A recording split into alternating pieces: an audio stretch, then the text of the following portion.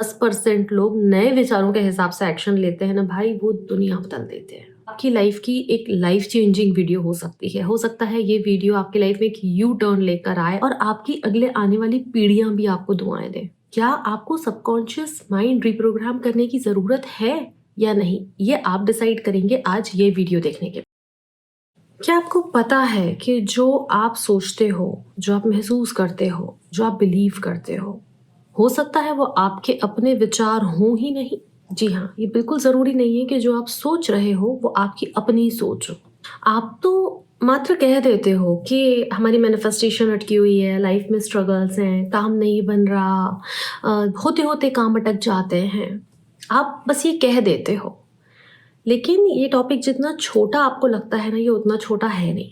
और इसका करना क्या है, कैसे लाइफ को सिंप्लीफाई करना है, इस चीज़ को डिस्कस करेंगे। और ये वीडियो आपकी लाइफ की एक लाइफ चेंजिंग वीडियो हो सकती है। हो सकता है ये वीडियो आपकी लाइफ में एक यू टर्न लेकर आए। हो सकता है न सिर्फ आपकी, लेकिन आपकी जो आने वाली जनरेशन्स हैं उनकी भी लाइफ ईजी हो जाए। आगे बढ़ने से पहले welcome and welcome back to the channel. मैं आपकी अपनी डॉक्टर अर्चना, लाइफ कोच हूँ, एडवांस लेवल हिप्नोथेरेपिस्ट हूँ, NLP एक्सपर्ट हूँ, एनर्जी हीलर हूँ। बेसिकली साम दाम दंड भेद कुछ भी लगा के मैं आपके साथ मिलकर आपके सबकॉन्शियस माइंड को रिप्रोग्राम करने का काम करती हूँ। क्या आपको सबकॉन्शियस माइंड रिप्रोग्राम करने की जरूरत है या नहीं, ये आप डिसाइड करेंगे आज ये वीडियो देखने के बाद। तो मैंने आपको कहा कि जो आप सोचते हो, जो आप महसूस करते हो, जो फियर्स आपको हैं, जो एंजाइटी आपको है, ये बिल्कुल ज़रूरी नहीं है कि ये आपकी अपनी सोच हो, या ये जो फीलिंग्स हैं, ये जो आप महसूस कर रहे हो, ये आपकी अपनी फीलिंग्स हो, या फिर जो डर आपके अंदर है, या अगर आप एक परफेक्शनिस्ट हो कि हर काम परफेक्टली करना है। ज़रूरी नहीं है ये सब कुछ आपका अपना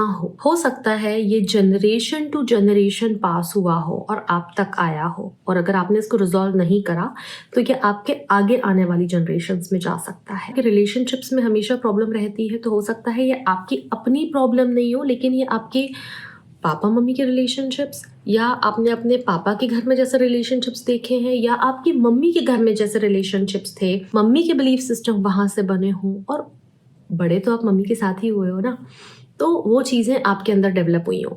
ऐसा भी हो सकता है कई लोगों के घरों में सब ठीक होता है, लेकिन स्कूल में उन्हें बुली किया जाता है, उनके टीचर्स के बिलीफ वही होते हैं, और वो बच्चों में पास, और वो उनके स्टूडेंट्स में पास होते हैं। मगर हाँ, एक ये भी सच है कि इन चीज़ों को बदला जा सकता है। आज हम एक साइंटिफिक और एक स्पिरिचुअल सच्चाई को समझेंगे जो आपकी पूरी लाइफ बदल सकती है। तो थोड़ी देर के लिए अपने आप को एक कंप्यूटर की तरह समझें, ठीक है, कि आप एक कंप्यूटर हैं जिसका खुद का कोई डेटा नहीं होता। ठीक है, कंप्यूटर का खुद का कोई डेटा नहीं होता है, उसके अंदर कोई सॉफ्टवेयर कुछ नहीं होता है, उसके अंदर वो सब कुछ इंस्टॉल किए जाते हैं। इसी तरह से अगर आप एक कंप्यूटर हो तो आपके पास भी खुद का कोई डेटा नहीं है। ये सारा डेटा आपके अंदर इंस्टॉल किया गया है। हर एक चीज, आपका नाम, बचपन में बच्चों को हर एक चीज सिखाई जाती है, आईज किधर है, हेयर किधर है, मतलब उनके अंदर डेटा इंस्टॉल किया जा रहा है। ये जो मैंने आपको एग्जाम्पल दिया कि आईज, नोज, हर चीज बच्चों को सिखाई जा रही है, उसका नाम, मम्मी पापा का नाम क्या, तो ये याद करके बताओ कि बच्चे को डेटा कौन दे रहा है, बच्चे के पास ये डेटा कहाँ से पहुंचाया जा रहा है। ऑफ कोर्स घर के बड़े या टीचर्स, राइट। तो बच्चे के अंदर जो बाकी का डेटा है, पैसा, बिजनेस, रिलेशनशिप्स, पॉजिटिव रहना या नेगेटिव रहना, घर में कितना खुशी का वातावरण है, कितना खुशी का माहौल रहता है, बच्चा आज जैसा है वैसा वो हर उस चीज के कारण सीखता है जो उसे उस उम्र में सिखाई गई है। तो आप मुझे कमेंट करके बताएं कि ये इन्फॉर्मेशन बच्चे को कौन देता है, ये इन्फॉर्मेशन हम सबके अंदर आई कहाँ से है। ये जो इन्फॉर्मेशन हमारे अंदर डाली गई है इसको हम बोलते हैं प्रोग्राम या बिलीफ। मैं इसको बिलीफ बोलूंगी। तो ये बिलीफ ये डिसाइड करेंगे कि आप अपनी लाइफ को कैसे परसीव करेंगे, आप रिश्तों को कैसे देखेंगे, आप रिश्तेदारों के प्रति आपकी कैसी सोच होगी, सोशल लाइफ के लिए आपकी कैसी सोच होगी, लाइफ में कितना ग्रो करना है उसके लिए आपकी कैसी सोच होगी, मेन के लिए आपकी कैसी सोच होगी, विमेन के लिए आपकी कैसी सोच होगी। तो बेसिकली ये बिलीफ डिसाइड करेंगे कि आप अपनी लाइफ को कैसे परसीव करने वाले हैं। अब थोड़ा सा मैं आपको फ्लैशबैक में लेके जाऊंगी कि जब आप बड़े हो रहे थे तो आपके पास क्या मेमोरीज हैं। क्या आपकी मम्मी एक बहुत हैप्पी वुमेन थी, वो बहुत खुश रहती थी, या इरिटेटेड, क्रैंकी, एंग्री मूड में रहती थी। आपके पापा बहुत रिस्पेक्टफुल थे, शांत थे या परफेक्शनिस्ट गुस्सैल थे? आपके टीचर्स कितने एंथुसियास्टिक थे, कितने मोटिवेटिंग थे, आपको कितना मोटिवेट करते थे आगे बढ़ने के लिए? अब अगर आपने फ्लैशबैक में जाकर ये सारे डॉट्स कनेक्ट कर लिए हैं और आपको इसके जवाब मिल गए हैं, तो होल्ड ऑन, किसी को ब्लेम मत करना। ज़रूरी नहीं है कि सबके पास अच्छी मेमोरीज आई हो। कुछ लोगों के पास अच्छी हो सकती है, या कुछ लोगों से रिलेटेड अच्छी मेमोरी हो सकती है और कुछ लोगों से रिलेटेड नेगेटिव मेमोरी हो सकती है। लेकिन किसी को ब्लेम मत करना, क्योंकि वो भी उनकी परवरिश का ही एक प्रोडक्ट है कि वो जिस माहौल में बड़े हुए थे वो वैसे बन गए, उसमें उनकी भी कोई गलती नहीं थी। तो जो इनके बिलीव्स थे, इनका डेटा था, वही डेटा आपके अंदर ट्रांसफर हुआ और वो आपके लिए बिलीव बन गए। अगर आप एक बहुत ही समृद्ध परिवार, जहाँ बहुत खुशियां हों, बहुत हेल्दी लोग हों, बहुत हेल्दी एनवायरनमेंट हो, तो कोई परेशानी नहीं है। दिक्कत वहाँ पे है जब आप पैसा कमाना चाह रहे हैं, आप मेहनत कर रहे हैं, लेकिन आप पैसा नहीं कमा पा रहे हैं। और ये एक बहुत बड़ी सच्चाई है कि हमारा एग्जिस्टेंस बहुत हद तक मनी पे डिपेंड करता है। जिन लोगों ने पैसा कमा लिया, अच्छा पैसा कमा लिया है, लेकिन रहेंगे किसके साथ? रिश्तों में ही रहेंगे ना। अगर वो जो बिलीफ है वो आपको अच्छे रिश्ते निभाने ही नहीं दे रहे हैं, उन्होंने आपके रिश्तों के प्रति जो आपका परसेप्शन है उसको लिमिट करके रखा हुआ है, तो मैनिफेस्टेशन टेक्निक्स भी काम नहीं करेंगी। बिलीफ बनते कैसे हैं? अगर बचपन में किसी ने बहुत स्ट्रगलिंग लाइफ देखी है, बहुत दुख देखा है, तो उसको लगता है लाइफ इज हार्ड। अब वो लाइफ में जो भी करेगा उसको मुश्किल से ही मिलेगा, क्योंकि उसका बिलीफ है लाइफ इज हार्ड। सवाल ये है कि इन चीजों को बदला जा सकता है। Yes, a big bold yes. अब मुझे बताएं, आपको अपने बिलीफ बदलने हैं या नहीं? आपका क्या डिसीजन है? अगर बिलीफ चेंज करने हैं तो दो तरीके हैं। एक मैं आपको अभी बताने वाली हूँ, इसमें थोड़ा सा समय लग सकता है क्योंकि आप खुद पे काम करेंगे, आपकी एक्सपर्टीज कम है इस एरिया में।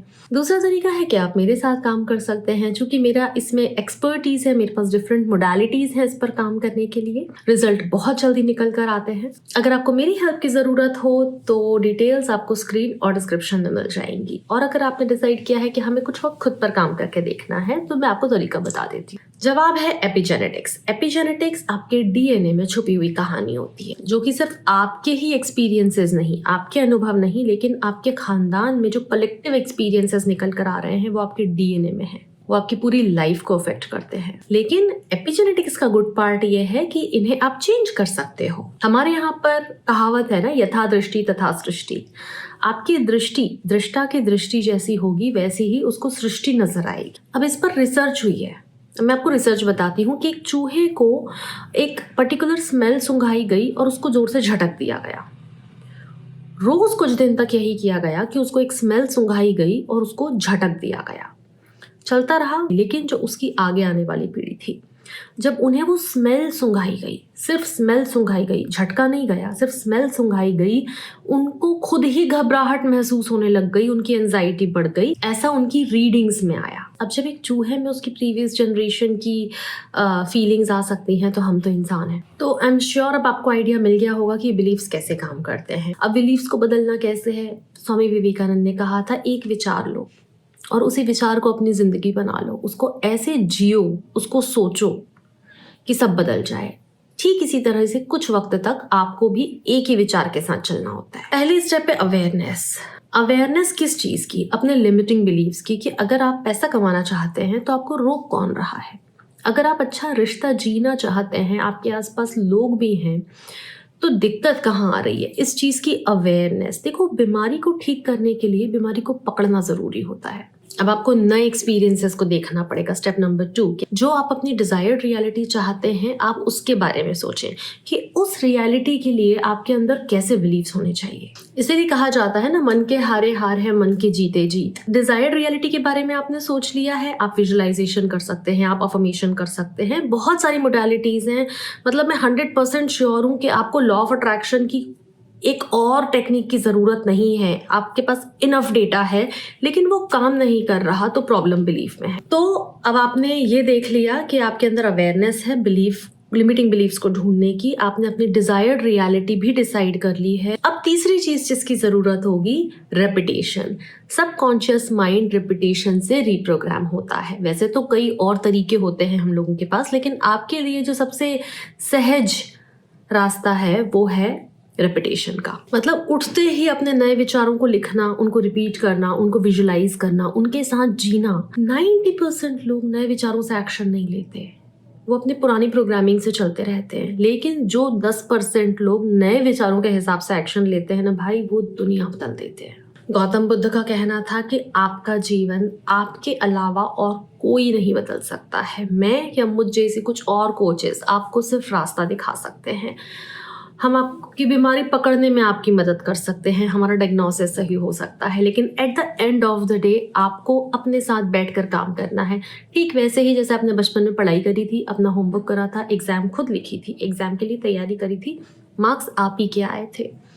वैसे ही जब आप अब अपने बिलीव्स पर काम करेंगे, और मुझे लगता है इस चीज़ को ना बचपन में स्कूल में अप्लाई कर देना चाहिए था, लेकिन नहीं आया तो चलो देर आए दुरुस्त आए। अब हम खुद पर काम कर लेते हैं। क्यों? क्योंकि हमें अपनी लाइफ चेंज करनी है, और अच्छी बात यह है कि सिर्फ हम ही अपनी लाइफ चेंज कर सकते हैं। You are the creator and create your own life. और मैं आपसे जल्दी ही मिलती हूँ, तब तक आप अपना ध्यान रखिएगा। थैंक यू, नमस्ते।